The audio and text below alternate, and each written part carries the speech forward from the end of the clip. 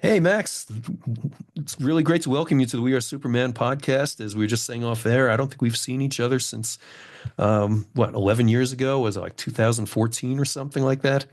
Yeah, 2014. That is when I graduated high school. It has been a long time. Thank you so Right. much for having me.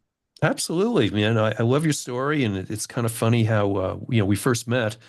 Um, the kids on the cross country team at Littleton High School said, "Hey, there's this all-you-can-eat sushi joint."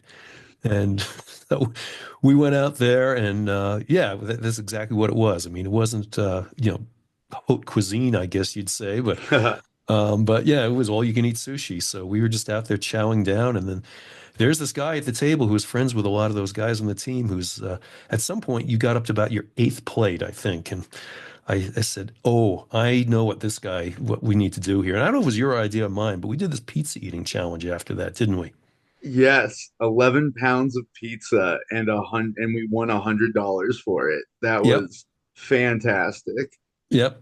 Well, I have this perverse thing where I've been able to win some eating contests, and um, they had this challenge where it was a 28-inch two-topping pizza, and you had to eat it in an hour.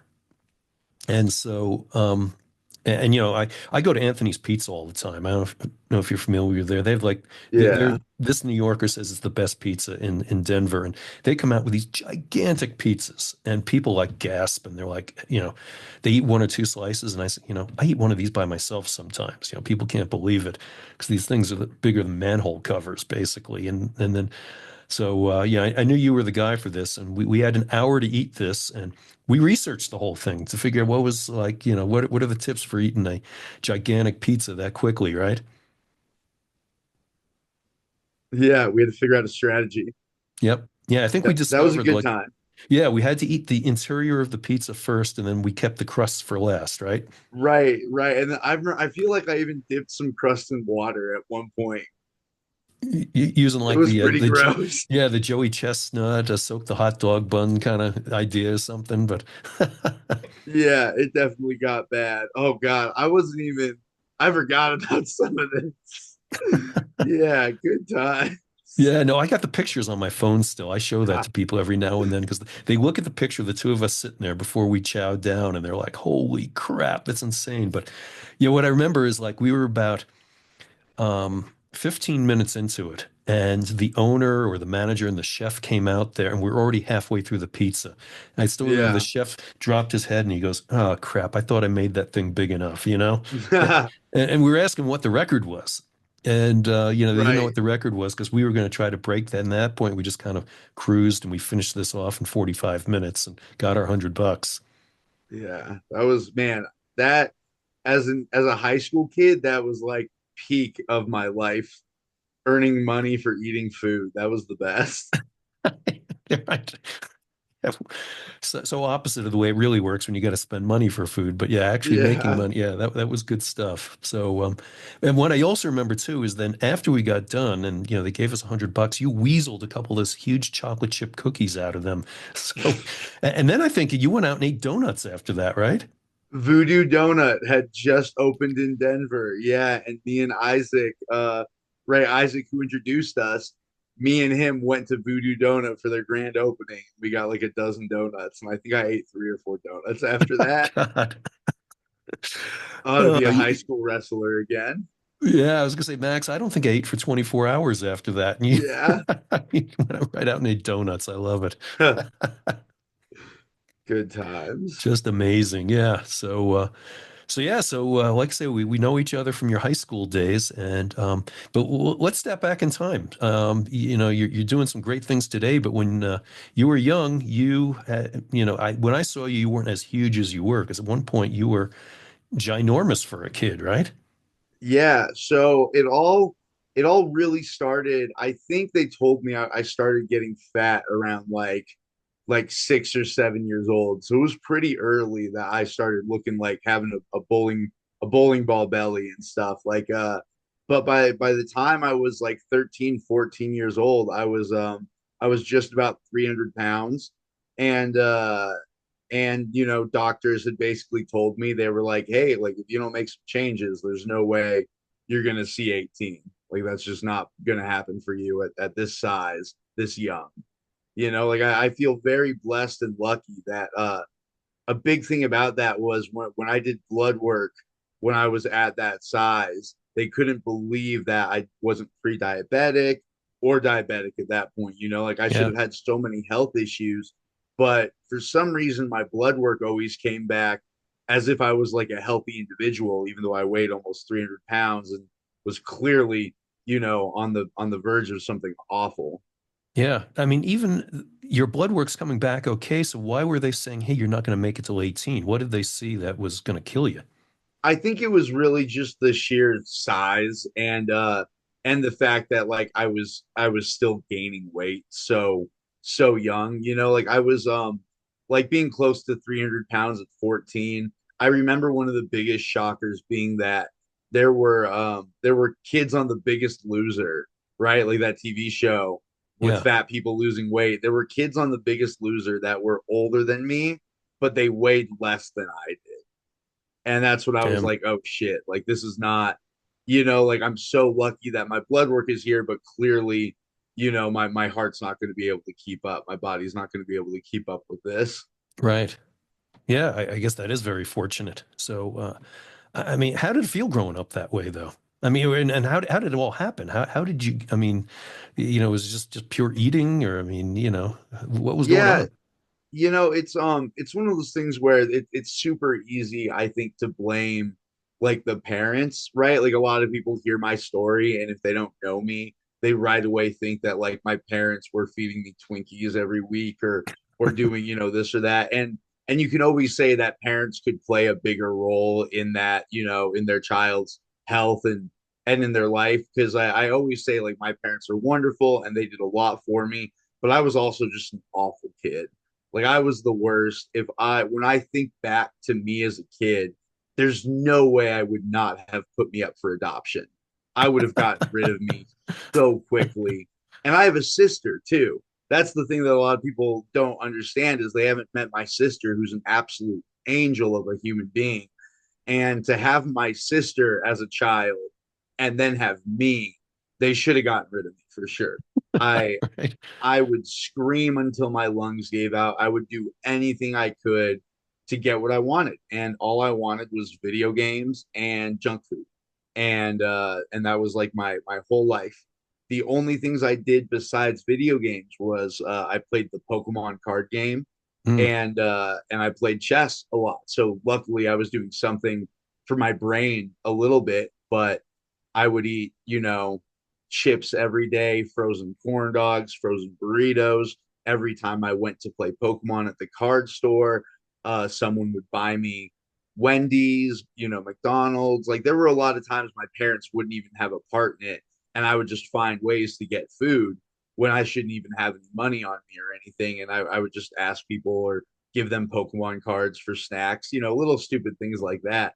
And that's my addiction, like I tell everyone, like I feel like I could turn down a line of drugs, but if you put a cheeseburger in front of me, I'm gonna eat it. Like food and sugar is a much bigger addiction to me personally than any drug or alcohol has ever been.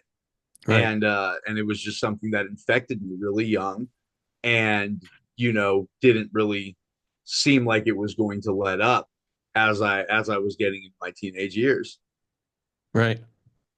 So, and as I mentioned before, how did that make you feel at the time, though? I mean, you were just happy-go-lucky doing your thing, but it's at some point, I would imagine something took hold in you that said, "Hey, this is not right."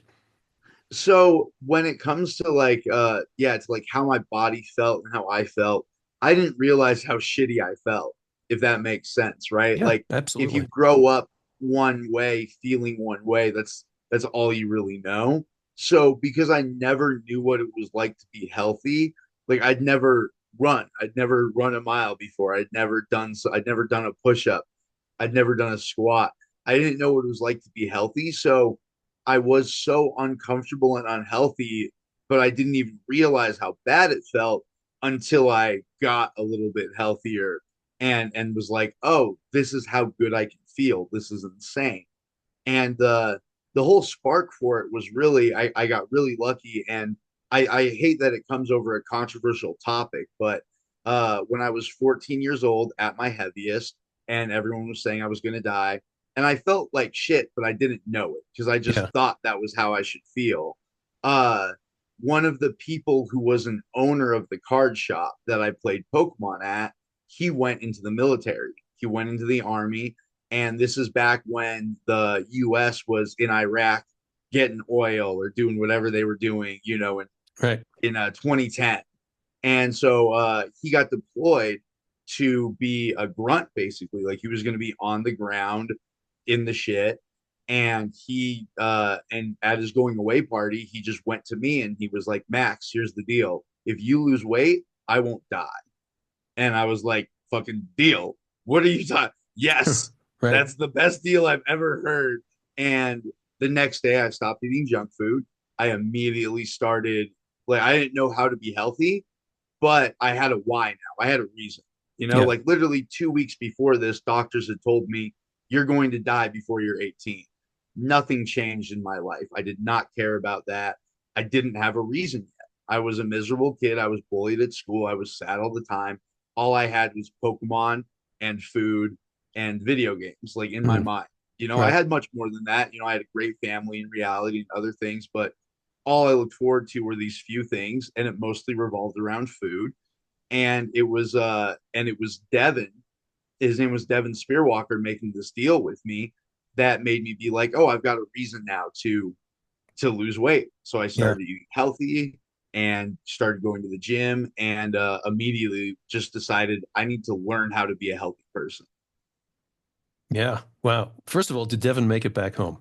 He did. Yes. Okay, That's good. always right. That's the first question always. He did. Right. Okay. Well, that's good. I'm glad that part worked. You Yeah. still in touch with him today? I am. Yeah. He's doing Cool. great. He's living around Idaho. He might be in Wyoming right now, but yeah, he's living in that area, taking care of some horses, doing great work and loving his life. Good, good. Well, that's awesome. Yeah. So when you say you started living healthy, what was your guide for that? I mean, most 14, 15-year-olds have no clue. I mean, they think, oh, well, if I just get the small fries at Wendy's instead of the large ones, that's healthy living. I mean, what did you do? What was your guide to healthier living? Yeah, so I got again, like I feel really lucky that my family, when I asked them for help, they immediately stepped in. And my parents, they're not like the healthiest people, but they're not unhealthy by any means. So right away, my dad just started taking me to the gym with him and we would just do the elliptical together. So that, like, for the first few months, it was just that and my mom making healthy meals and helping me try new foods because I was a really picky eater. I would only eat, corn dogs and burritos and McDonald's. So now she was helping me make like whole wheat pasta and just like trying new healthier things. So for about 3 or 4 months, it was kind of just based on whatever they thought, which was, go to the gym, hit the elliptical, eat homemade foods. And it wasn't like perfect, but they were on such a right track. And then they got me a personal trainer, which again, they've always been such amazing helps to me. But they got me this personal trainer. His name was Chris from the Idaho Athletic Club when we lived in Boise. And I spent a few months with him, and he just kind of gave me the rundown, about like, all right, here's the deal. You eat carbs to get energy. You can eat protein anytime. You eat fats to lose fats. And I got really blessed that at 14 years old, this really knowledgeable trainer just gave me a rundown on how to eat better foods Yeah. to be that way. And that was also when I found martial arts. So then it became, as opposed to eating for health, it was also eating to train because then I started training Muay Thai and jiu-jitsu 6 hours a day. And so as opposed to thinking, how do I just eat healthy? It was also, how do I fuel my body correctly for all these different things? And I just got so blessed that all the adults that were in the gym that I went to and in the martial arts places I attended, they were all very happy to help a kid that wanted to change his life. So they gave me meal plans and just ideas and helped me workshop what to do. And it started out, I had no idea what I was doing. I was just eating almonds and egg whites all the time. And then people started teaching me how to make like real healthy meals. and stuff like that. And it yeah, it just slowly progressed. Yeah. So how did you feel at first? I mean, you're I mean, obviously getting in the elliptical was a tough thing, but at some point so you can talk about that a little bit, but also about like, when you actually started losing the weight and started realizing like, oh wow, like I feel so much better. Yeah, it was pretty crazy. Like and it's also, it was like 14, 15 years ago, so it's also hard to think back on. But I do just remember like how hard it was to just walk upstairs, or Yeah. if we did a workout, like you said, the elliptical, I wasn't running. I was using my arms mostly to like barely make my hips move to go, on this little machine, and just that little bit would kill me in 5 minutes.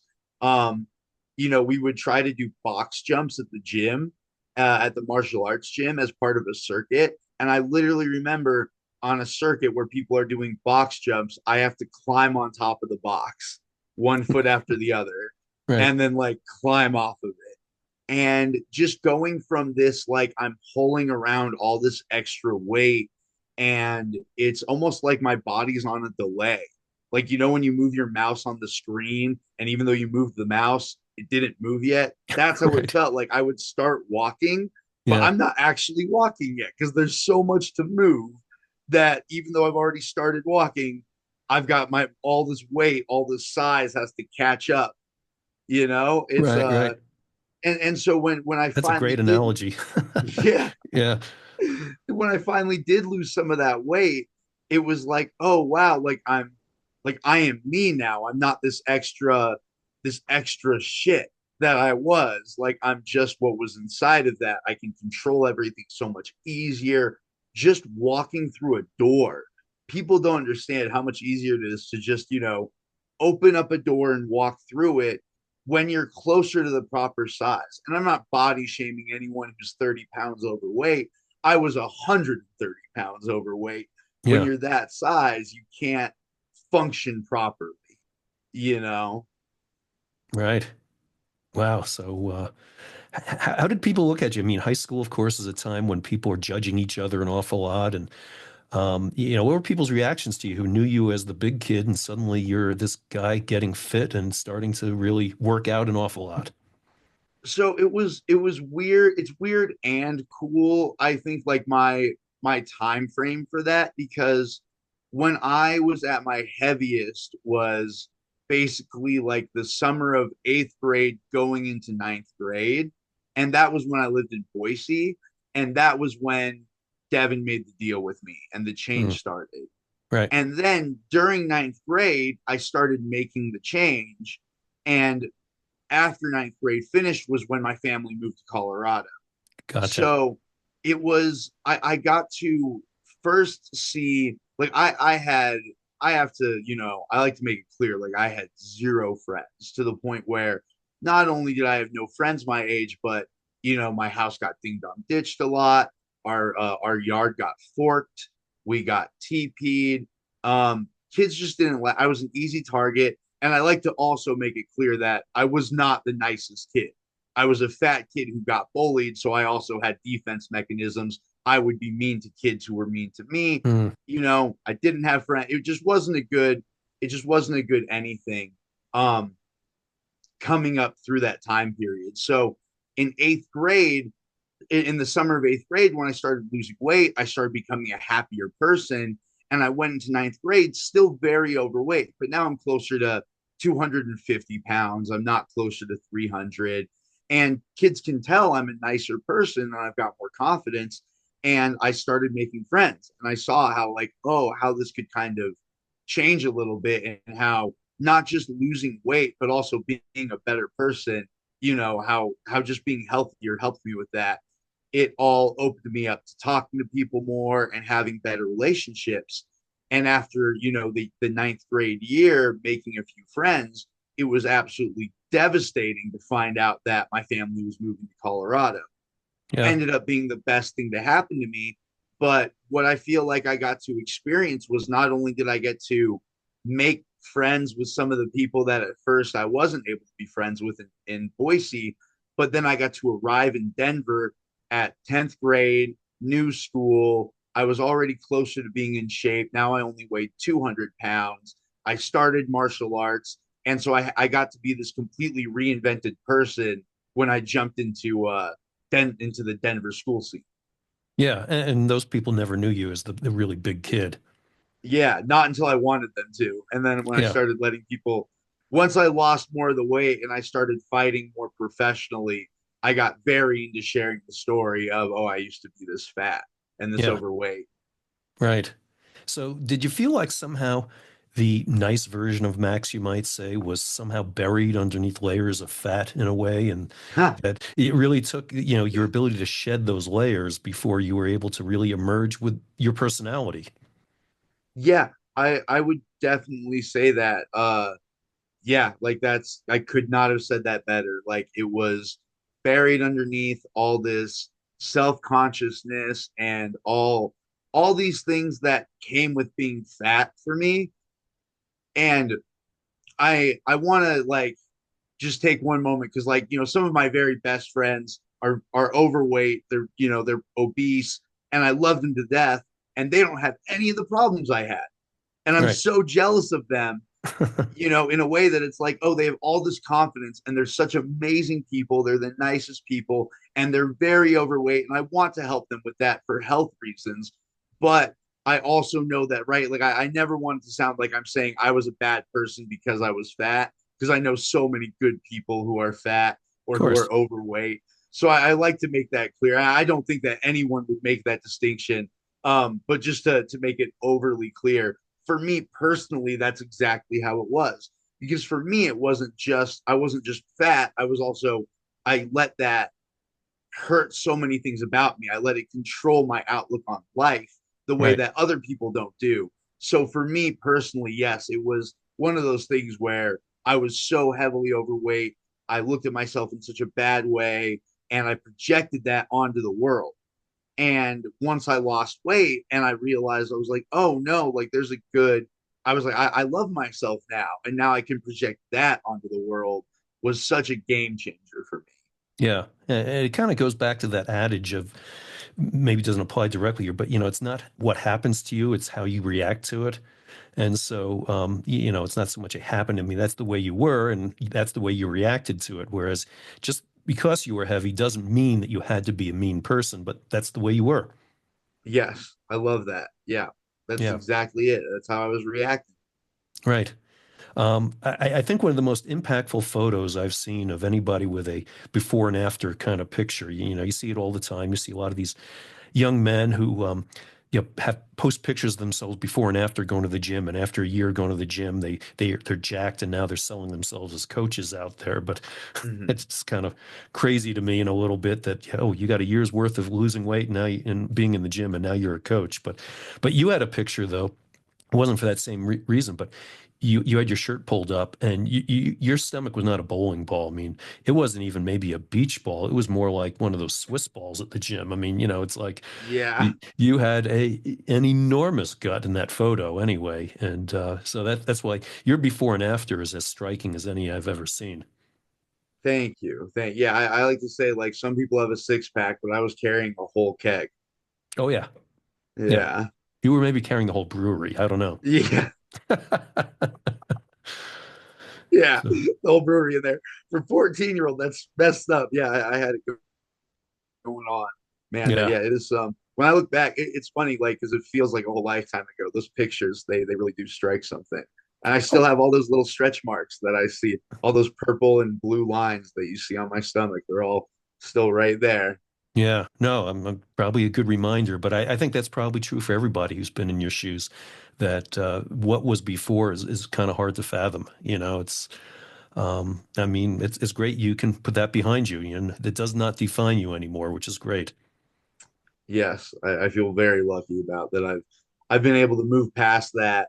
And yeah, like you said, it doesn't define me. Like I think a lot of times when people have a weight loss like that, it can be or I mean like when they're heavy like that, that can be their whole life. Or then they have the weight loss and they just stay between like, oh, am I going to get heavier or stay lower and that's it. Like I feel very lucky that I was able to move on, with martial arts and to some other things that Yeah, were able to help keep me in check, you know. absolutely.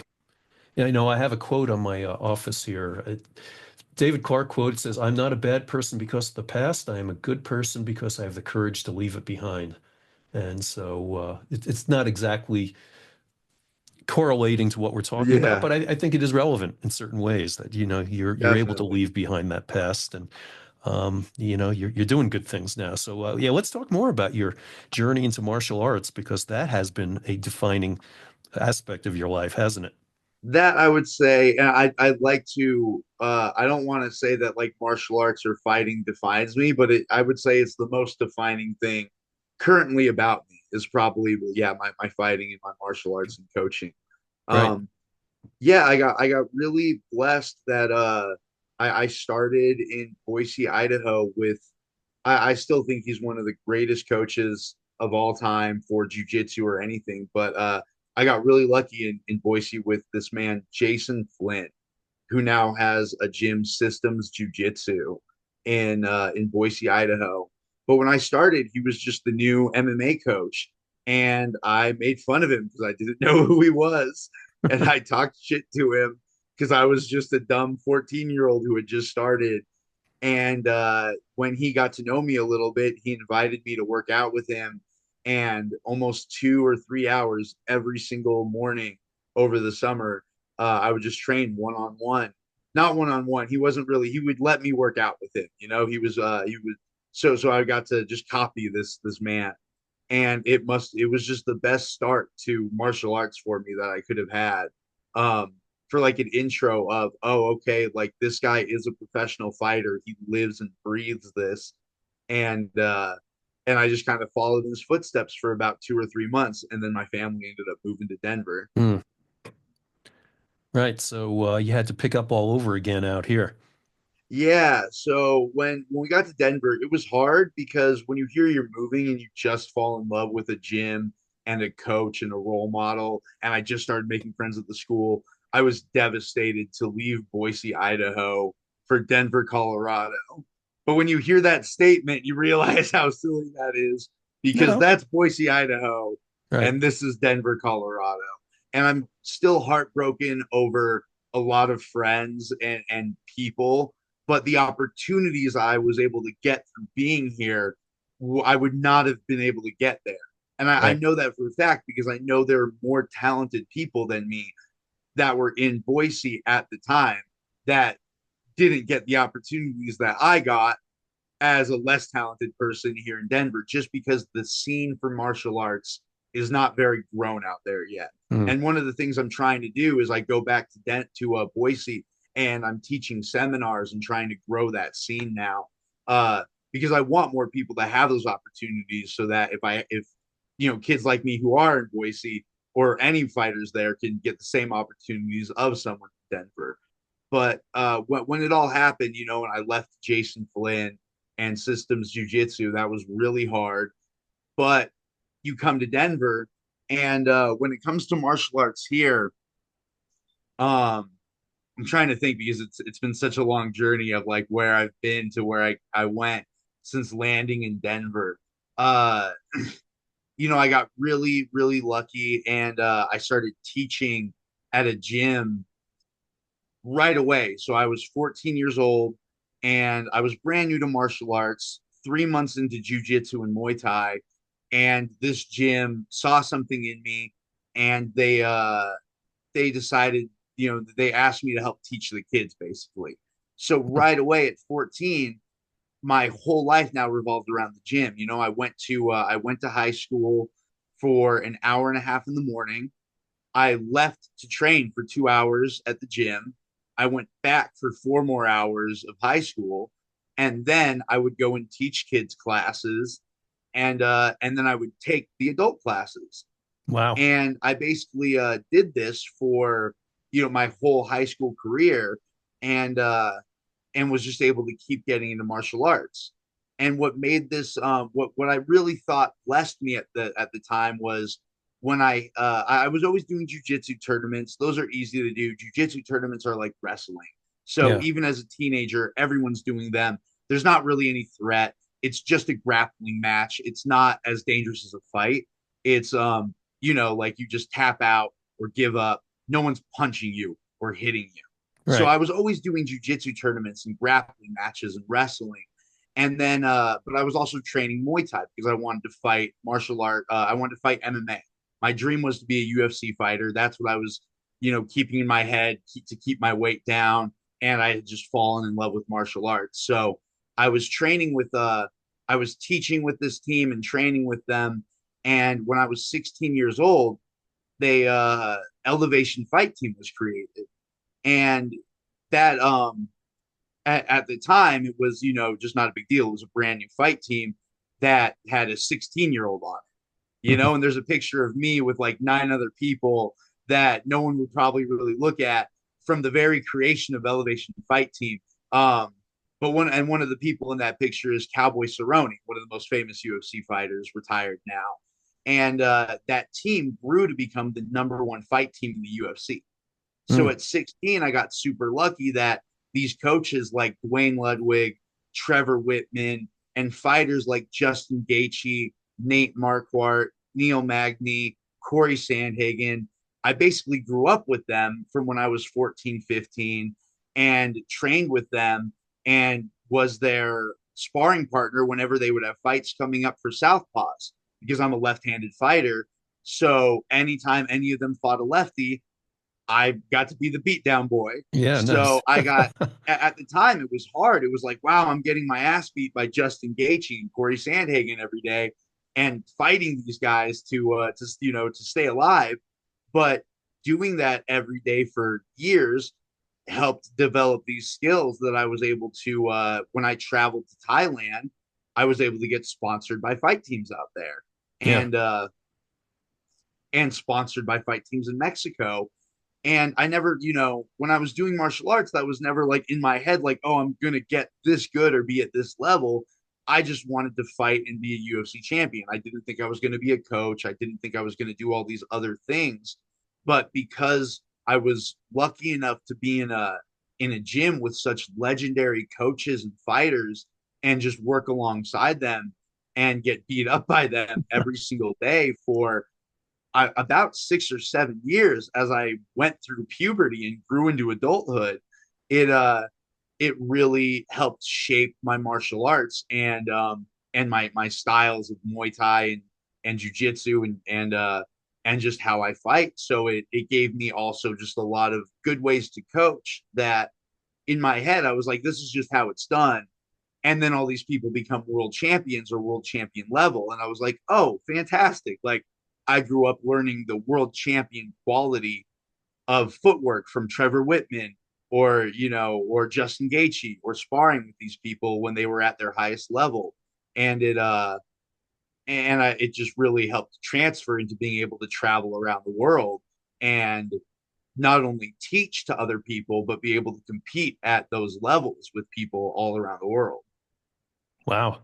So, I guess as a coach, when I first started coaching track and cross country, I used to be able to beat the kids. And now they frown on that. I should have always been a martial arts coach because you can still beat the kids, right? It's the best. You can always Just beat kidding. the kids as a martial Right. arts coach. The parents sign one waiver. That's that. Right. Yeah. What a thrill for those guys. They go, hey, we got this 14, 15-year-old fresh meat we can just beat on all the time because he's lefty. Nice. Yeah. Yeah. I'll never forget when I was 16 years old, because most of the time they would like not take care of me, but they wouldn't, knock me out or anything. Because people back in that day, 12 years ago, 13 years ago, sparring happened very hard all the time. Now it's not like that as much, but back then, people were getting knocked out in the training room, not regularly, but maybe once a month. Someone was getting injured or getting hit too hard. And I'll never forget, no one would do that to me because I was a kid. But there was this one guy, Vinny, that and he's a coach out here still. Like he does strength and conditioning stuff, and he's awesome. I love Vinny Lopez to death. Have so much respect for the guy. But he was the first person to ever flash knock me out, which and I'll never forget it because I was 16 and my coach told me to hit him with a specific kick because he was open and he was, and I drilled him. And it wasn't even that hard, but he was open. and he just hit me with manpower for the first time, and my head went right between my knees, and then I popped back up, and I was like, "Oh shit, what just happened?" Right. Vinny Lopez, you're the best, man. But good, that was the first time I ever experienced that. My coach was like, "Good, now you know what it's like." So if it happens in a fight. But I also remember it being like a thing because they were like, "Hey, maybe you shouldn't hit kids that hard." Yeah, right. So at what point did you have this epiphany that said, "Hey, I want to be a UFC fighter someday"? So the UFC fighter thing came, the whole getting into fighting, because at first it was just martial arts for fitness and self-defense, Right. right? Like I was 300 pounds, I wanted to get healthy, and I started working out. It was going great. Then I was 250 pounds and I got beat up at school and I had no idea what to do. And I was like, I should learn to defend myself. So that's where it all started, the martial arts thing. And then I got into jujitsu tournaments and I was just like, wow, these are fun. I like grappling, but jujitsu, especially back then, would never pay money. You sign up to, go in a tournament. And then when I was 16, they started having a Muay Thai state tournament in Colorado that kids Oh, could sign up for. okay. So they started having age brackets for it where so like if you were like my age, right? Like I was 16 at the time. So I was in the 16 to 17-year-old division. Small brackets, right? They're 4-person brackets. So you're only gonna fight 2 times in a day to become champion. But it's the first time I can compete in striking. Because up until then, I've just done jujitsu matches and Yeah. grappling, and I've never been able to fight in one. And so now they're like, Max, do you want to try a Muay Thai fight? You've been doing Muay Thai for 2 years now. You love doing it, all this stuff. And I was like, yeah, that sounds great. Like I'd love to do it. And the first fight I had went really well. Me and him were both kind of overweight kids, and I ended up getting the win because he was more tired than me. Right. I TKO'd him with knees to the belly, so his belly wasn't strong enough, and he quit. And so I won my first fight, and I was like, "Wow, maybe I could do this. This is fun." And then I saw my second opponent, and he was the kid of someone who owned a gym. He had a 6 pack. He already had fights before, and I saw him warming up, and I got terrified. And uh, and then we fought, and he beat the shit out of me for about 45 seconds. Like he just nonstop hit me. And the whole time, I just remember thinking, like, this isn't actually that bad. I'm pretty sure I could do this. And I ended up coming back and winning the fight and winning the tournament. And after that, they were just like, if you keep doing this, you could eventually do this for money and you wouldn't have to get a real job. Hmm. And I was All like, right. wow, that's insane. And that was kind of where I fell in love. I was just like, wow, like I'm having so much fun doing this. I love martial arts. I love the learning aspect. If you're telling me that if I strive for the goal of being a UFC fighter, it's going to also help me, I'm going to be able to coach, I'm going to work out all these things, maybe be a gym owner one day. It just seemed like such an amazing thing to do that I was like, cool, this is my new goal, this is what I want. And then the things that you have to do to work towards it. When I told them, I was like, all right, cool, I'm going to be a UFC fighter. And they said, cool, more jiu-jitsu tournaments, more Muay Thai fights, more state tournaments. And I kept doing those things and I was winning, but I was also loving it. Like I just had so much fun every time that I was like, wow, I can have fun and do what I love for work. I'm going to do that. And so I just kept chasing it. I won the Muay Thai state tournament 2 more years in a row. So I did it at 16, 17, and then again at 18 because they told me before I fought MMA as an adult, I had to get hit by a man in boxing gloves because boxing gloves are bigger than MMA gloves. So the Yeah. rule was I had to do the Muay Thai tournament and get hit by adults before I could get hit by adults with the tiny gloves on. And uh, All right. and so I won it again at 18, and then it was time to start the MMA career. And I had never been more excited. I had won a bunch of jiu-jitsu tournaments. I was 5-0 as a Muay Thai fighter up until this point. And then I lost my first MMA fight in 50 seconds. Jeez. We didn't even hit each other. I threw a kick, I slipped, He jumped on my back and he choked me. And right away, I was like, maybe Uh, this MMA thing. yeah, it sounds like a blooper film there. Yeah, it was a rough start to go from 5-0 as a Muay Thai fighter to losing your first fight in under your first MMA fight in under a minute. Yeah. Right. All right. So, where did all this take you at this point there? I mean, you did make a detour to college, I believe, right? Yeah, so I had that first fight. It went horribly, and I was still the dream was still alive. But I also was going to community college. I everyone at the gym was also telling me they were like, no matter what you're going to do in fighting, you should work to have a degree. That was I think, a bigger deal back then than it is now. People are looking at college a lot of different ways.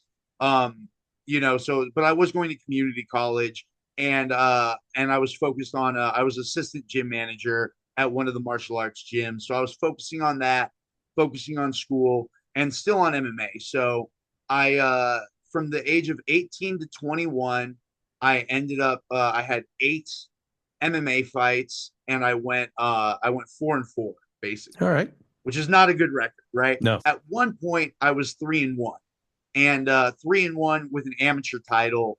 And so in that time, I was still like, cool, something could happen. Then I lost 2 in a row. And I was like, now I'm 3-3 at 21 years old. Then I ended up winning one and losing one again, both more title fights basically. And it got to the point where I was the best amateur, but I couldn't make it to the pros at 21. And and I was like, you know what? I'm gonna get my degree. Mm. Um, so I took a break from MMA. I basically retired at that point from fighting. I was 4-4 in MMA. I was about 8-2 in Muay Thai or kickboxing, and I finished my degree the next 2 years.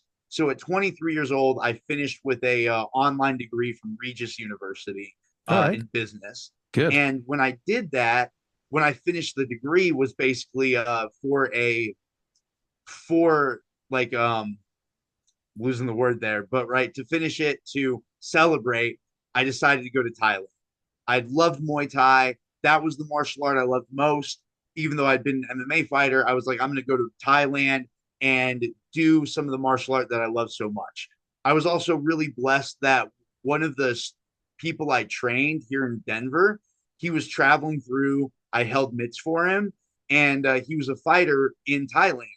And then he won a six-figure contract for Fairtex, one of the biggest gyms that there is, on one championship. So he was living at Mm. Fairtex as one of their star MMA fighters. I finished my degree. He hit me up and he was like, hey, man, come out here, stay with us for a few weeks, just hang out and train. And when I went to do that, just to celebrate my degree, on my last week at Fairtex, they asked me if I wanted to fight. So I've been training there for about 5 or 6 weeks at this point. And I was like, yeah, I'd love to fight. That sounds amazing. I won the first fight by knockout in the third or fourth round. And a day or two later, they asked if I wanted to fight again, which was amazing to me because in America, you only get to fight every few months. If you're lucky, you'll fight 2 or 3 times a year. And Yeah. now I'm going to fight 2 times in 6 days. And yeah, so I got really lucky. I won that fight by knockout. And now it was my last week in Thailand. It was time to travel back to the US. And the people at Fairtex were just like, hey, if you want, you can just stay here as a sponsored fighter. Sorry, And this is a so at that, judge working her way in here. She's oh, yeah. rubbing it Oh, up what a against the beauty. microphone. I love that. Yep. Come here, Judge. One of my favorite things about living in Thailand at the gym, like in the apartments at Fairtex, were all the gym dogs and gym cats and gym animals that they would have roaming Yeah. around that we would feed. But Yeah. yeah, so I after I won the 2 fights and they told me that I could stay as a sponsored fighter, I thought that was the most amazing thing ever. And I basically I had a girlfriend at the time, and I called her back in Colorado and I was like, hey, I'm never coming home. Um, and Nice. yeah, so I basically I came back home to work out some visa stuff, and I did originally invite my girlfriend at the time to come stay in Thailand with me. We were both fighters, thought that was going to be a thing. Thank God it wasn't. You should not go to Thailand. To every person out there, you should not go to Thailand with a partner. Not for the first time. Not when you're in your 20s. Um, but so I You came know, home. I tell everyone don't choose your college, whatever, based on a partner because you just never know when they're just going to go their own way. So, yeah. Yep. And Yep. you're not even you yet, right? Like Right. you always think that you're you, and then something else happens and you develop more as a person. Like you're not even who you are yet. Why would you decide who you're gonna be with? It always blew my mind. But I was making that mistake, and thank God Thailand helped me solve it. Because if Right. I hadn't done that, and let me she's amazing. She's married with kids now, and they're living their best life. And thank God me and her didn't do that because I was not the right person for it, Right. so it's just one of those things where like figure out what is right for you and don't do it too don't decide anything too early, Right. because Right. when you go out and you travel, you learn so much more. Like if you've only been in one place your whole life, I promise you don't know yourself yet. When you go out No. and you travel and you gain perspective, you learn so many new things, and you realize much different what you need or what you want in life than what you had before. I guarantee it. And I'm sure you traveled, this that's the same. But I think a lot of people who Yeah, I think the biggest impression I get overseas is obviously you see people who aren't as well off as we are in the US in a lot of instances who, or even some who are, like in places like Japan, who, they are well off, but they work their tails off. They have yeah, work ethics in those countries. When you see people in third world countries who, are sweeping streets or, making pho on on a sidewalk in Ho Chi Minh City or something, yeah, and you realize how hard these people are working for nickels a day, it is very humbling. And you have to appreciate what we have over here in a big, big way. But it also doesn't mean that, okay, just because we're over here, that you can just sit back. I mean, we got to work at it too. It's just, things, scales of everything are different, but, it teaches you an awful lot about how hard people work in the world and what it needs to take to, or what it takes to get by. yeah. I 100% agree. It's in gaining that perspective when you see that, like you said, seeing those people sweep up or making food on the side of the road, it really puts the perspectives. Just I think the best word for it that I could use is it really makes you realize what we have, and just what we take for granted, really, Yeah, right? no, without a doubt. So, so you made the big leap, so to speak, Yeah. and yeah, so you had to go through the visa issues, and then obviously there you are in a foreign land, trying to figure out what's going to happen, right? Yeah, that was so I felt really lucky that Fairtex is such a big establishment of a gym that they had all the connections. And so I was friends with, some of the head coaches there and the staff there. So anything, Thailand related, they would help me with. They had taxi drivers for Fairtex for us. It was it made everything very simple, luckily, especially for the first time that I was being there. What Right? hurt was I was about 6 months into being there when COVID hit. Oh, So yeah. I had gotten through everything. I like was doing all that, and I basically said, hey, like I'm not coming back to America for as long as I can. And then COVID happens, and I have to come back. And so I still the whole Thailand thing happened, but what happened was when COVID shut everything down, there was a gym in Thailand run by two famous Australians, Brooke and Eddie Farrell. They ran a gym, they got closed down, and one of the gyms and one of the places that didn't really have rules for COVID was Mexico. So this this this famous Australian fighting couple, Brooke and Eddie Farrell, opened Tulum Muay Thai in Tulum, Mexico, and I joined them. That's where I went for basically all of COVID. Oh, Was wow. I would go I spent 2 or 3 months in Mexico with them, helping teach or holding pads at their gym. And then I would come back to America for a little bit, back and forth. And I did that basically until the whole COVID thing ended a little bit, where when you didn't need a pass to go anywhere. And the second that was over, about 2 years later, the whole Thailand trip happened again. and then I did move back to Thailand. So right when COVID ended, I spent another about 14 months over there between Bangkok and Phuket, uh, at Powerhouse Phuket fight team, just trying to fight and kind of live that dream. Right. Well, I'm wearing my Thai shirt in your honor here. This is not what I normally wear during one of these podcasts, but this is the shirt I got in Thailand back in fall of 2023. You know, you got the elephants on here and everything. Very, very stylish, isn't it? Very Thai style. I love Oh it. yeah.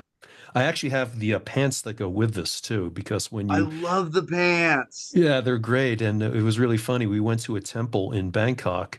Um, oh, it was one of the real famous ones there, you know, the big one there. And dumb Americans that we were, you know, well, we're wearing shorts because it's beastly hot and humid there. Yep. And so we're wearing Yep. shorts, and you had to wear long pants to go into the temple there. So they got these vendors who were selling these pants for, I don't know, it was like 100 baht, 50 baht, whatever it is. I mean, Yeah. it came out to a couple bucks, and we actually ended up liking the pants so much we just bought them.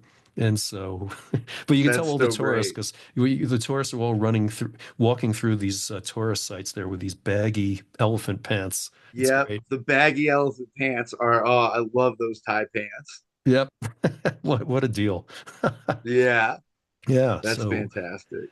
yeah, no, I mean, I'm sure it was quite the adjustment. I mean, you know, Thailand is awesome, first of all. I mean, it's beautiful. The people are just so nice and they're so polite. And I mean, the climate's a little tough for us living in Colorado, but other than that, yeah, I got to spend some time in Bangkok and a little time in Chiang Mai, where, as I mentioned off air, one of my former students runs a school there. Um, Doing great work over there in Chiang Mai. So it was really interesting to get to see that city as well. But such a cool country. You know, obviously Buddhism is very, very pervasive there. And you're the Jew boy in Thailand, huh? I Must be, was the Jew boy in Thailand. Yes, they did find that. Like people would be like, "Oh, he's American," but wait, he's Jewish. It was very fun. yeah. I bet it's hard to find matzo ball soup over there, huh? There, yes, it's very hard to find Jew food, but there was one guy that I wish I could remember the name of his shop to plug it, but in Pattaya, he was a very Jewish man who married a very Thai lady, brought her back to his home in the UK and taught her all the Jewish, like had his family teach her all the Jewish recipes. Right. And so he's out there on like all the delivery food apps, and you can even get his food in all the parts of Thailand. He has it shipped and delivered for like Reuben sandwiches or matzo ball soup. It's a bagel, like the best bagels you've ever had. Wait a Uh, second. I'm from New York. You know, okay, the I'm the second final best. judge on that. I'm the final judge. Okay, yeah, right. Yeah. But It decent bagels in Thailand, though. That's amazing.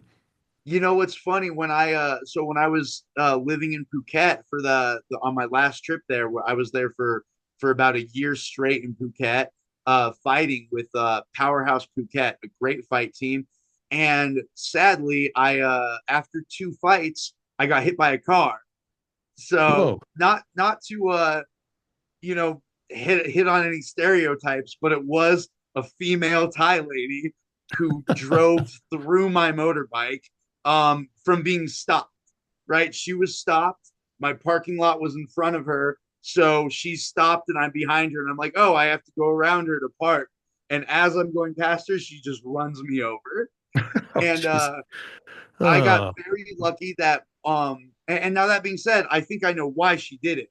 Because if you're in Thailand and you get in a car accident or any issue and with a Thai person and you're a foreigner, you're wrong. They asked me to pay 7,000 baht, $200 for the issue. oh, so you think maybe this was a setup, huh? I went, oh yeah, and I've actually seen things like this happen a lot of times where like a Thai person on a very messed up motorbike will drive his motorbike into someone's nice motorbike that's a foreigner and make them replace their bad motorbike.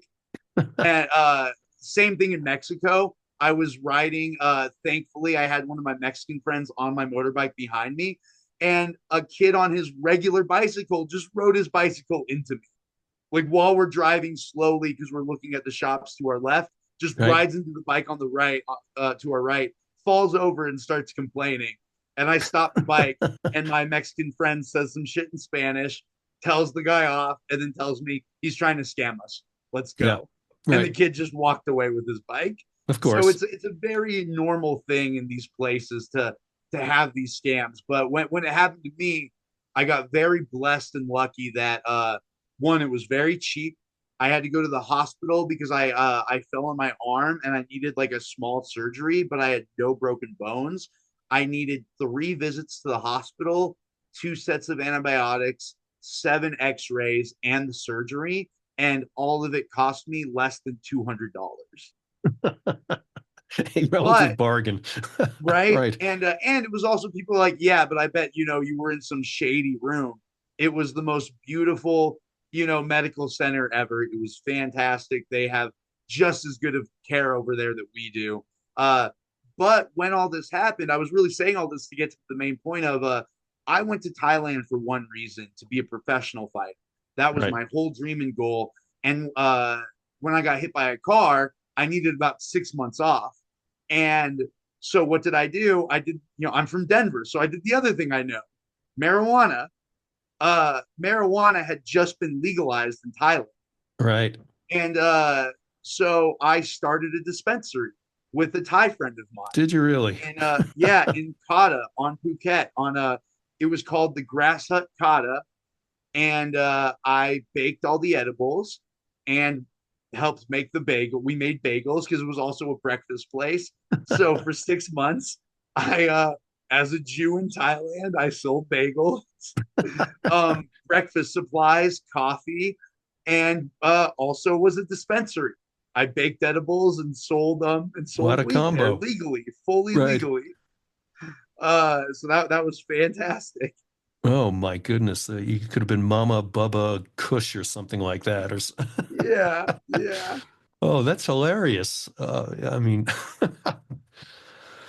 oh my God. Yeah, it was funny. When we visited Thailand, I mean, they're kind of like the Colorado of Asia. We were the first ones to legalize marijuana. And yeah. so, yeah, over there, it's like you see dispensaries. It's such a weird thing because it's, obviously frowned upon in a lot of other countries there. I hear China like is really strict when people get off the plane there. They're all like searching people because they want to throw them in jail, basically. Yep, yep. It's a. I have some friends who have been banned from Taiwan. Really? Yep, just because he flew. He wasn't even staying there, but in transit, he stopped there and he had like a CBD cartridge, and they tested it and they were like, "We think this is THC, and you're never allowed back here again." So, and he's a All right. really famous jujitsu guy. They asked him, someone tried to get him to do a seminar and like a famous jujitsu match there a few years ago, and he was like, "Sorry, man, I can't. It's Taiwan." Man. Oh God. So you did this for 6 months, this business? I mean, is it still going or did you finally shut it down or what? The dispensary is dead, sadly. But the what happened was it was like a marijuana boom. I want to say probably similar to the way it was in Denver. Not that I was around or knew about it that much Right. then, but the way it happened in Thailand was the day, like I was there when it was legalized. Like I went from smoking a joint with the windows with the blinds closed to the day it was legalized. I walked into an airport because I had a flight that day and took a joint with me to the desk and was like, "Hey, can I bring this with me? Because you guys legalized weed, but you put no regulations because you're Thailand. All Yeah. you put was weed is legal now." And they literally said, "We don't know. Go to security." So I had to go through TSA and they had to look at my weed and be like, "Yeah, we don't care anymore." So it went from being a possible death penalty to my whole backpack could be filled with weed. And they just didn't care. It was completely legal. Anyone in the world, anyone in Thailand could set up a desk, a table on the street with a bag of weed and start selling it. You didn't need a badge, you didn't need a license. So I know Right. you needed that here, right? So you didn't need anything where we were. Right. So everyone was doing it. but not very many people knew what they were doing yet. And now they're at the point where they have growers, they have people who are professionals Yeah. taking care of everything. But when I was first there, basically it went from all these Thai people that had fields, they grew fields of rice, they started planting wheat. So their weed Right. was terrible, Yeah. right? Like it didn't work. They didn't know how to grow it yet. Um, I was really lucky that I had some connections because I was getting it back before it was legalized. I had some connections in the Russian mob or whatever you want to call them. They got their weed from Canada, right? So Really? they would just get it shipped to from Canada, and then now that it was legalized, once it was in the country, it was legal. So they would just sell me their weed, and I would sell it at the dispensary. So we were one of the only dispensaries at the time who really felt like we had good weed, and people were paying $30 a gram for bunk. So they were happy to pay $20 a gram for something that was actually good. And then also Yeah. the edibles we had and things like that. So for about 6 months, it was the most profitable business. It absolutely crushed because no one else really knew what they were doing yet, and people weren't established. But after about 6 months, Walmart came in, which is cookies in Denver, right? Like cookies is a huge brand. Now Yeah. they've got cookies in Thailand.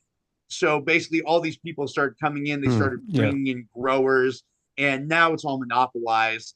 And I don't think I could make money in it now. But for those 6 months when I was out of commission to fight because of my arm, and no one really knew what they were doing yet, it was the most fun and beautiful thing ever. I loved it. What a story. And, Yeah. I think about, when I was in college, all the weed was coming out of places like Panama and Colombia and Hawaii. And I'd never heard of Canadian weed before. I mean, there was, there was Maui Wowie. I don't know if there's, Calgary Wowie or something, but Right. oh man, that's crazy. What about the bagels? Did that part of the business survive? Man, the whole thing ended up shutting down. What we had was really great. It was like a literal hut. Like we were called the grass hut kata, and it was a literal hut that cost less than $150 a month to rent. And Wow.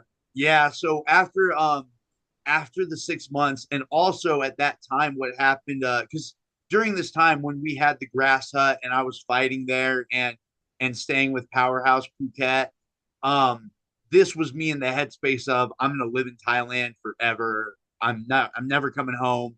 This is it. And then not only did the weed scene start getting a little more monopolized by other people, so the whole Yeah. business died there a little, but also that was when my dad got sick. He's doing great now, but right, like we talked about a little before, my dad ended up getting cancer, doing great now, but that brought me home from Thailand. Originally was like, Hmm. oh, I want to be here for family. I want to be here for for these things. Right. And with that, one of my partners was still running the shop for a while, but I think after everything got monopolized, the whole uh breakfast cafe dispensary just ended up going under. Yeah. We All let it right. go after those first good 6 months. Yeah, okay. Well, a fun little detour there, but that's just a great story. So where are things with you with martial arts though now? That's kind of the Yeah. reason to be there in the first place. Right, that was the whole thing. So I ended up healing up from the car accident, and I was able to have two more fights while I was there. One boxing fight and one Muay Thai title fight. I won the boxing fight. I sadly lost the decision on the Muay Thai title fight, and that was the last time I've competed actively. So that was just about 2 years ago now. Okay. And when that happened, I hurt my foot in that fight, took a few months off. That's when I came home to help my parents out. And so I took a little break from competing in any way. I've been healing myself, traveled down to Mexico again to work with that same team, Tulum Muay Thai, which at that time they've now moved from Tulum. They're now in Porto Escondido. So now their name is Escondido Thai Camp. And so I'm a WBC certified Muay Thai judge in Mexico. Oh, So nice. I traveled there to judge one of their events and train at their new gym when they moved.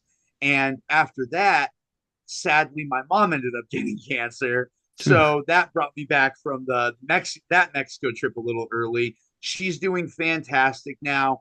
Good. Um, but that was about I was a while ago now, but I want to say like about a year from that time.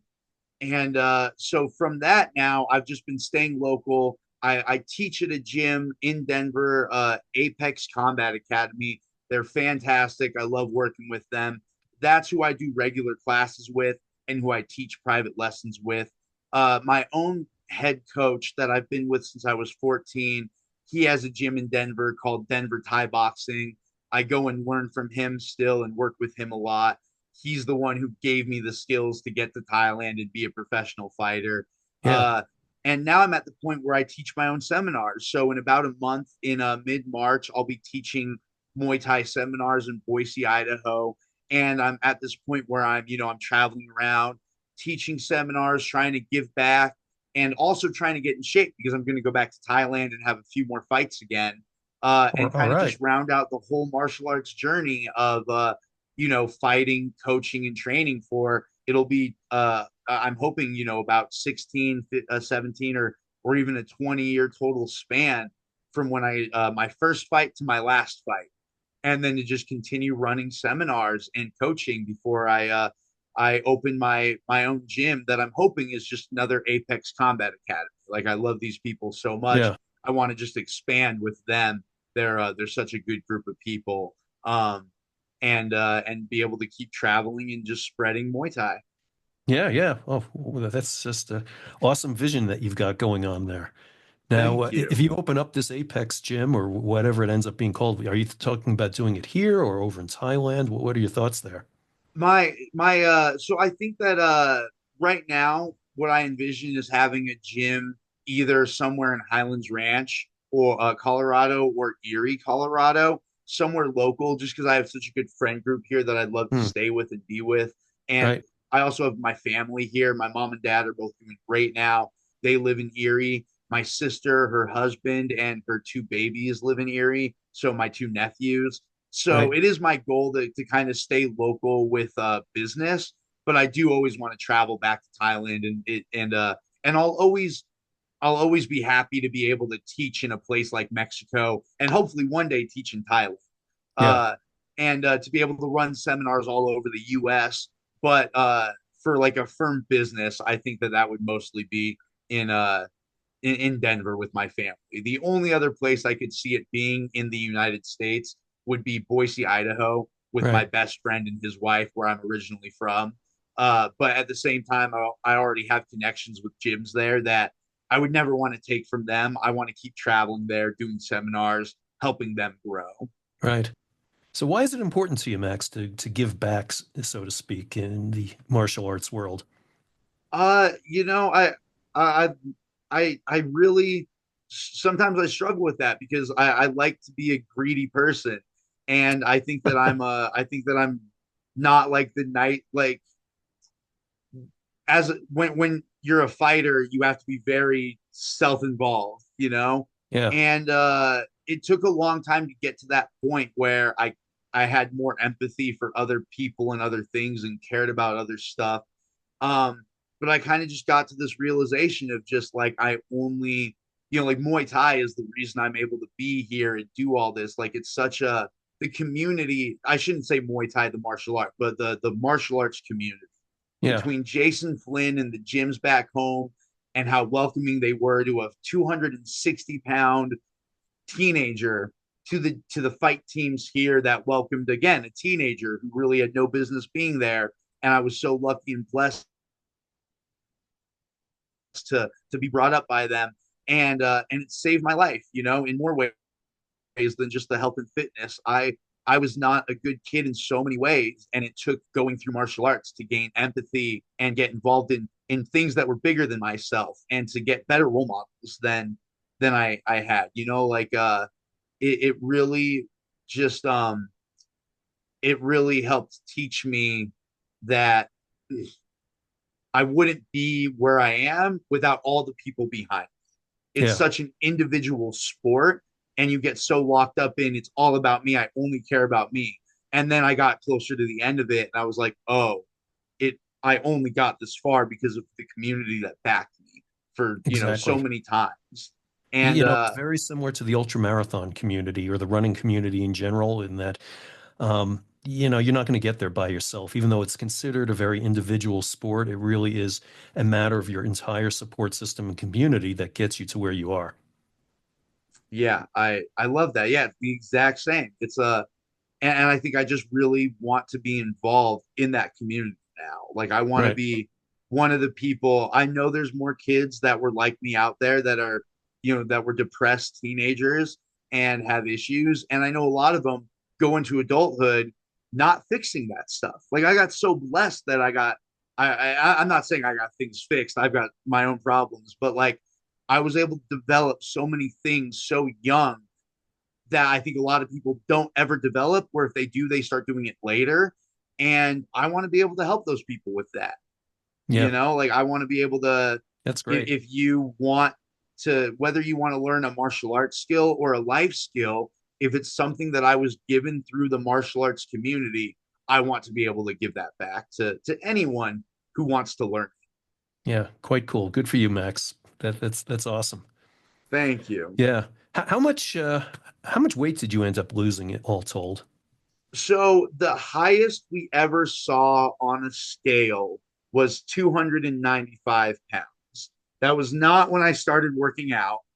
We just saw that on a scale, and then I was like, all right, cool, and kept being fat. But that's all we saw. So I never like to say I was over 300 pounds, even though I'm sure I got there. Yeah. Uh, but I was at 295 on the scale. The lowest I've ever weighed on a scale since then for an MMA fight is 145 pounds. Whew, literally less than half. Yeah, so in total, at that moment, it was basically I had lost 150 pounds. Every time I weighed in for an MMA fight or a Muay Thai fight at 145 pounds, I would think to myself, wow, I've lost 150 pounds. Yeah. Man, oh My man. walk around weight definitely close. Like now I'm closer to 170 is my healthy weight. Yeah. At 145, I'm skin and bones. That's not what I should be doing. And that was Right. definitely like before, that was pre one or two stages of puberty. Yeah, yeah. Um, but yeah, at the lowest, I had lost 150 pounds of weight. Yeah. Damn. Impressive, young man. Um, Thank you. yeah, but I've noticed though, when I was looking at your Instagram, that you still are a big fan of food. So somehow you've managed to keep the weight down despite all that. Yeah, so I definitely attest that to one fighting, right? Like I love eating. I tell everyone food is my biggest addiction, and that's like what I like to do if I plan a trip somewhere. The two things I'm going to do are visit Muay Thai gyms and visit the food places. Right. Um, Fair that's what I enough. plan out. So whenever I would fight, it was really good to have like you would get a fight 6 to 10 weeks out, and then you have your goal weight, and I would hardcore diet for that.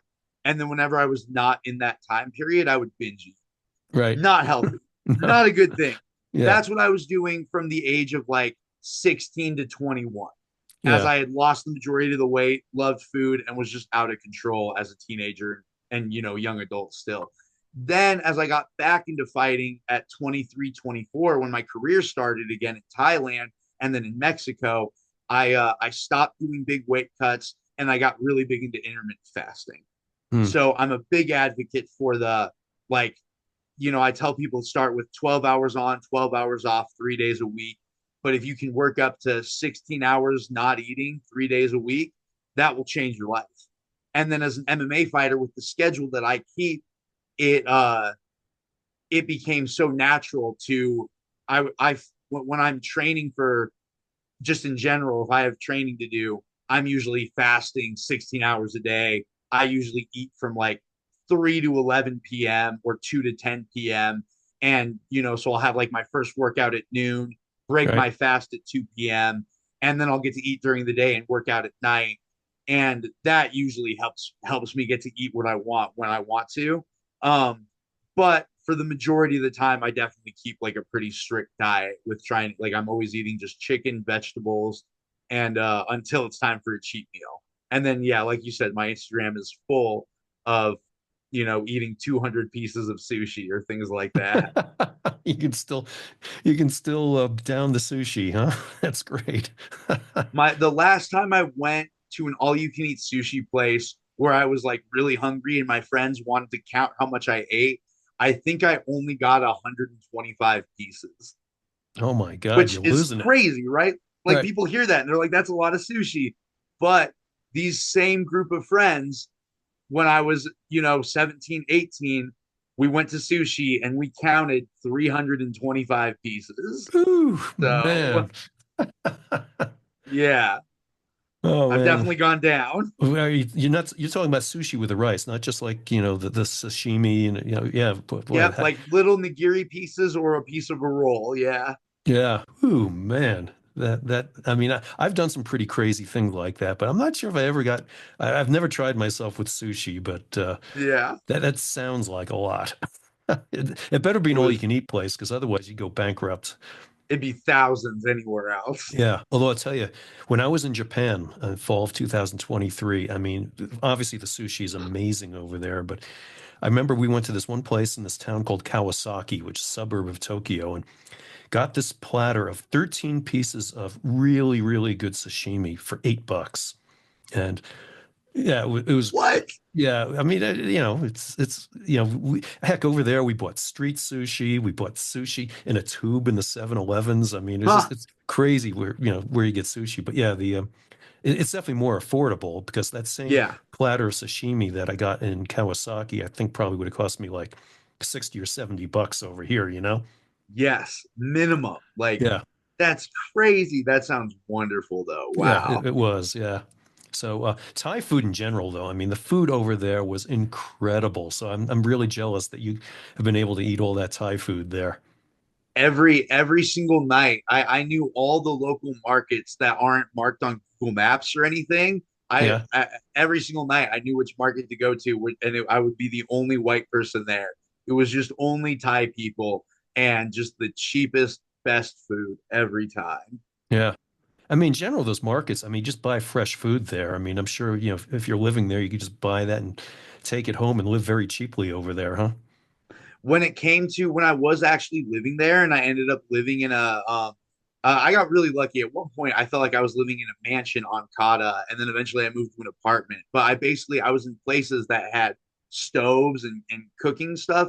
Because a lot of times, even if you'll stay long term in a hotel, if you want to cook, you'll need a hot plate or something. Yeah. But when I had a stove and a frying pan, I would go to the store and you would literally get a kilo of chicken breast for $1 or $2. Right. And right, so that's like, what is that, like less than $1 a pound Yeah. for clean chicken breast. And same with the vegetables, right? Like you're just getting everything for nothing. And at the time I was there was one of the first times that food costs were going up, right? Like people were talking about eggs and people were talking about um vegetables in America. They were like, oh my God, it costs like $6 for a dozen eggs or something. And over there it's like literally 30 cents for a dozen eggs Right. sometimes, or 30 cents for six eggs, I mean, Yeah. Yeah. in a little carton. And yeah, so when it came to actually like living in a house there or in an apartment, the day-to-day cost was just so unbelievably low. Yeah. What was your rent for that place? So the only rent that I ended up paying, that I had to pay in Thailand was it was a one bedroom on Rawai Beach, and it was $150 a month for a You're, 6 month contract. and that's a really nice beach over there. Rawai Beach is one of the more quiet ones Yeah. where they tell the people to go for like but yeah, it's like it's on Phuket. It's one of the southern, I want to say like southern or southeastern beaches, and it's just super quiet. Everything is really nice. I was literally 20 yards from the beach, and there's just a set of people on boats willing to take you to islands for $3, to spend a Right. day on an island. Oh man, Yeah, paradise. it was fantastic. I The bet. houses, I want to say, because I never actually, I wasn't the one involved in some of the renting there. Thailand's great. It's easy to find a sugar mama. Right. Um, a lot of the time the rent would be like usually less than like 300 or 400 a month for like a full on house setup. But Wow. anytime I was paying, it would be a full apartment for, literally about 100, less than $200 a month in one of the nicest parts of town. Sugar mama. Yeah. Thai sugar mamas are the best. You can never tell how old they are. Oh, you're 60? What? I thought you were 23. Really. Man, well, that's what a cool experience. So definitely, you would recommend people take a chance, go overseas and experience some stuff there, huh? Go experience Thailand. There's so and go experience, and like you said, overseas. Just go and experience in general. Yeah. Yes.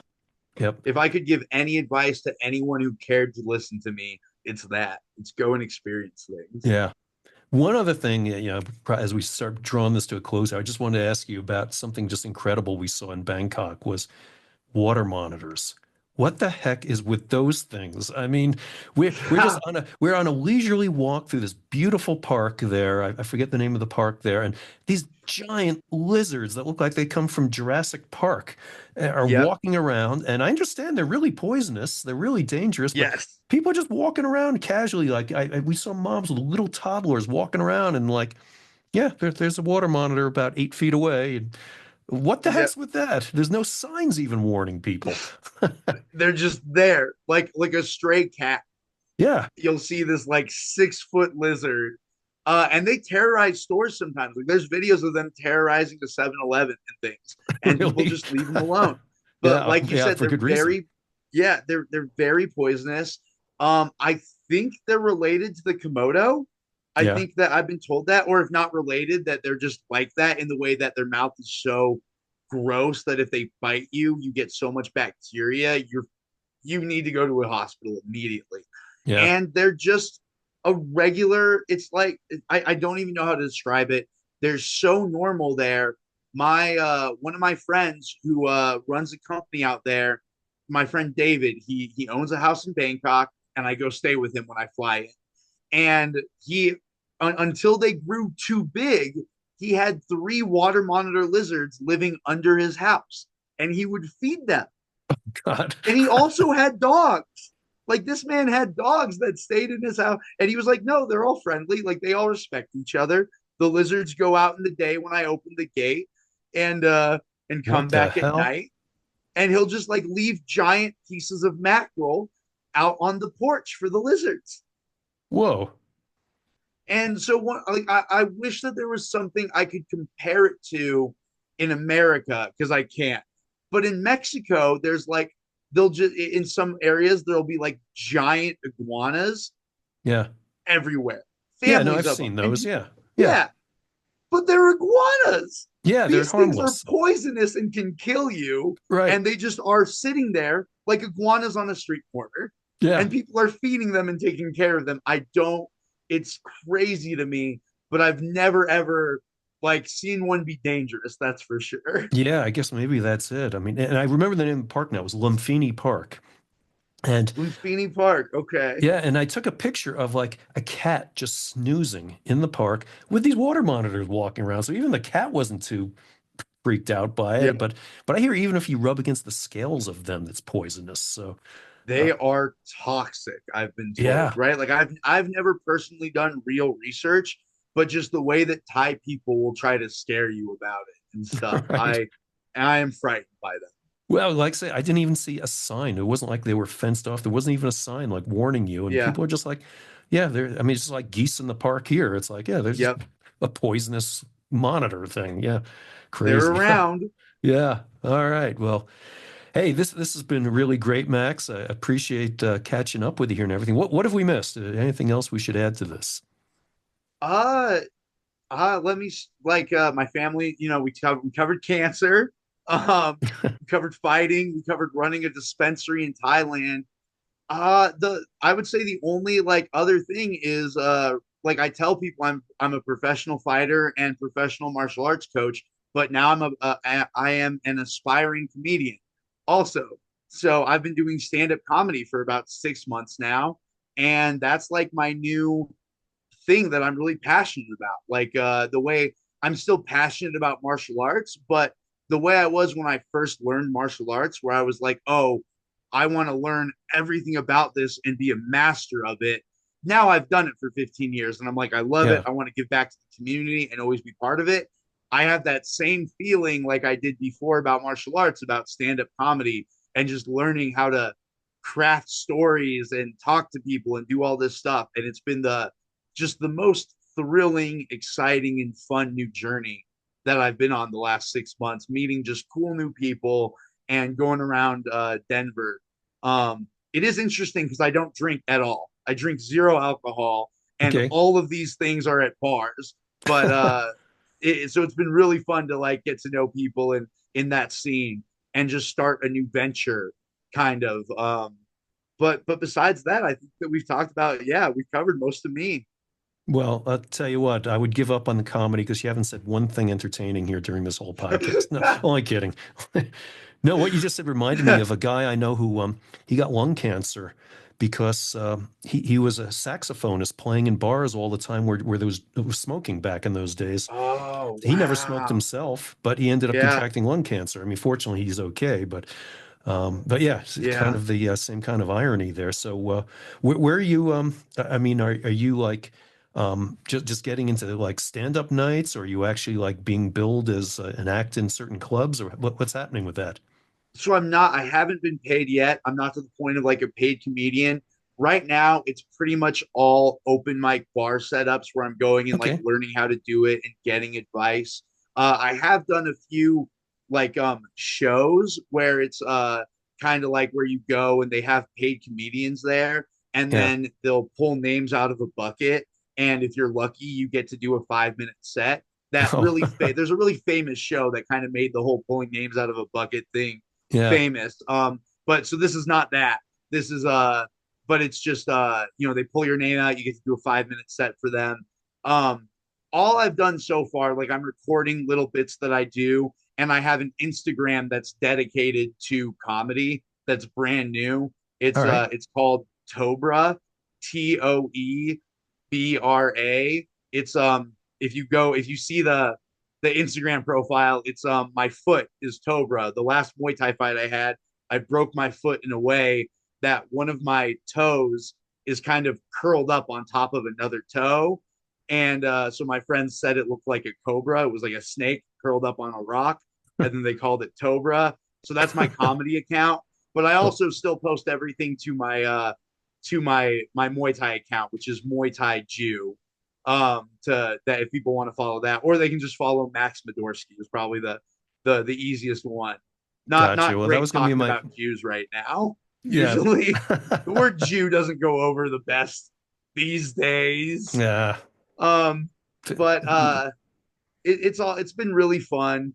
Um, but yeah, I haven't done anything crazy like that yet. My goal is just to get to the point where I'm paid for, like a 5 or 10 minute spot. The longest set I've done is 12 minutes that I thought was successful.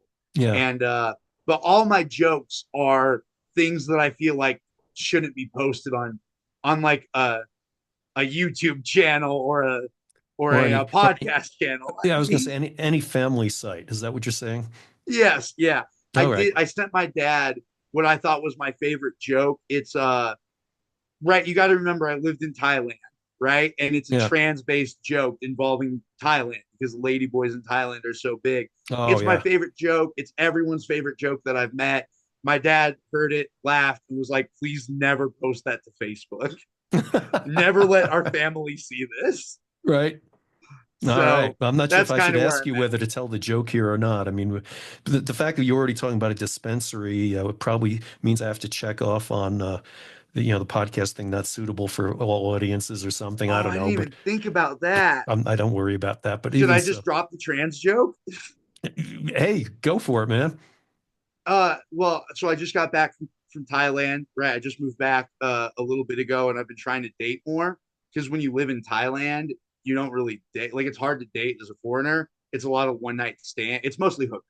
It's all Yeah. hookers, right? Okay. And so now I'm back in the States and I'm trying to date more. And the weirdest thing about dating in the States at like a single guy in 2025 is if you're a single guy, you've been asked this question. Would you fuck a trans person? Would you sleep with a trans person? And like a lot of times people don't want to answer right away. They feel some sort of I'll tell you though. I'll tell you right away. No, of course not. I lived in Thailand for 2 years. I Right. was fucking Thai ladyboys, the Wagyu beef of trans people. Yeah. Like, you want me to go Wagyu from the beef. Tesla Cybercock back to a Prius? And then the closer to it is going from fucking Thai ladyboys to fucking a trans person in the US is like going from eating sushi in Japan to eating sushi from 7-Eleven. But I'm gonna be honest Right. with you, you pour enough soy sauce on that shit, it all tastes the same. That's the that's the closer. And Yeah, the, right. Yeah, over in the US it's A1 sauce, but I guess over there it's soy sauce, right? yeah, yeah. Oh my God. Well, that's an interesting line to take for a comedy bit there. Are you Yeah. learning like is there like stand-up comedy for dummies or something that I mean, how do you train for something like that? So there are a lot of classes and stuff that people can take. I haven't done any of that. I think a lot of it is also based, and I don't know this because I haven't done them, right? But I think a lot of it's based around public speaking and learning how to be a public speaker. Okay. And I feel like I got to learn that through teaching martial arts starting at 14, right? Like I've been teaching for 15 years. I think I know how to talk to a group of people. So I haven't done any of these classes. For me, it's all been telling stories that have happened to me, figuring out the punchline to the story. And then there are some very experienced comedians. I'll shout them out. PJ Johnson and Anthony Crawford, they run the open mic at the Lions Lair on in Denver on Colfax on Yeah. Tuesdays and Mondays. And they're both hysterical professional comedians who have toured the US and probably even more. And I'm very blessed that both those guys, like, I'll tell jokes and tell stories, and they'll give me advice, they'll give me tips, they'll tell me when it's getting better. And so that's kind of all I'm doing, kind of like I did with martial arts, where like I found a coach whose style I liked, and I let him kind of tell me what he thinks I should be doing, and trying to do the same thing. Like I found some really hilarious professional comedians, um, and I just kind of asked them for help. I'm like, hey, is this funny or is this too stupid? And a lot of Right. the times it's too stupid, but they're really teaching me like the lingo and just how to be in the community. And I think a lot more than I would learn from just being in a class Yeah, about, how to approach people and being in the comedy scene. And sure. it's not like I'm trying to do it. I'm not thinking I'm going to be out there with Netflix specials anytime soon. This is my new love. It's so fun, and I'd love to get good at it. And it's Yeah. so great to have people that will coach you on that. Well, so cool. Well, yeah, good luck to you on that. That's Thank you. I'm see if I can catch you sometime, although I'll have to rig the way they pull the slips of paper out of the bowl there kind of thing. But Yeah. hey, Yeah. last thing I was going to ask you, I'm sure it's a small community with Muay Thai, but do you know my Black Men Run brother Jeffrey Armstrong by any chance? Jeffrey Armstrong. That name is really familiar. Does he do Muay Thai? Yeah. Yeah, he It, lives in Aurora, so really? yeah, I forget what I don't know the name of the gym he's with there, Yeah. but he's really involved with Muay Thai, I know. Yeah. I bet I could, like, it's probably high altitude martial arts if he lives in Aurora. But that's really cool. No, I'll have to look him up and see, because I'm sure if we don't know each other, we're 1 degree of separation, because Right. that's what it's been since I've been traveling around with Muay Thai. I'm sure in the running community it's got to be similar, where you start meeting all the coaches and all the people. You're Oh yeah. one degree of separation from everybody. Very true. No, but that happens Yeah, all the time. But yeah, in fact, when I was in Thailand, I bought Jeff a Muay Thai shirt. I figured he'd love to have a genuine from Thailand Muay Thai shirt. So that's um, awesome. yeah, very cool. Well, hey, Max, I'll put your socials out there for people if they want to follow you either from MMA standpoint or your Muay Thai Jew comedy account, whatever. Thank And you. we need to get together for sushi sometime, I think. Yes, let's go put one of those all you can eat places out of business. Heck Let's yeah. do it. Oh yeah. All right. Well, thanks you so much. This has been great catching up with you here after all these years. I'm just so thrilled to hear how well things are going for you at this point. Thank you. Thank you so much for having me. Yeah, this has been wonderful. I love catching up. Can't wait to see you in person. Sounds good.